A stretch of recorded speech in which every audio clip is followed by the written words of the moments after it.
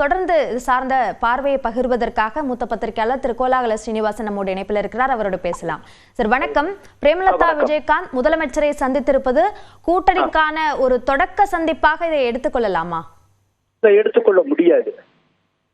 ரெண்டு பேரும் சந்திச்சுட்டாலே உடனே அங்க கூட்டணி தான் அப்படின்லாம் நம்ம சொல்ல முடியாது. கொஞ்ச நாட்களுக்கு முன்னால திருபுவனத்துல அஜித்குமாருடைய லாக்அப் மரணம் தொடர்பாக தேமுதிக சார்பில் மிகப்பெரிய பொதுக்கூட்டம் நடைபெற்றது. அங்கு பேசிய பிரேமலதா என்ன சொன்னாங்கன்னா, டிஎம்கே ஆட்சிக்கு வந்தாச்சு அப்படின்னாலே அது ரவுடி ராஜ்யம் தான், அங்க லாக்அப் டெத் தான் நடக்கும்.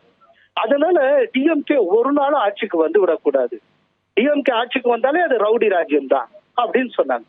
இது என்னைக்கோ சொல்ல, ரொம்ப அண்மையில ஒரு 2 வாரத்துக்கு முன்னால சொன்னது. இப்ப அதை வச்சு எப்படி பாப்பீங்க? அதனால இது பரஸ்பரம் மரியாதை நிமித்தம் சந்தித்திருப்பது. இன்னொன்னு, தேமுதிக அப்படிங்கிற ஒரு கட்சி தோன்றியதிலிருந்து இன்றைக்கு வரைக்கும் அது திமுகவோட அலையன்ஸ் வச்சதே கிடையாது. ஆனா அதே நேரத்துல திமுக தோற்பதற்கு காரணமாக இருந்திருக்கிறது. அதை நம்ம மறந்து விடக்கூடாது.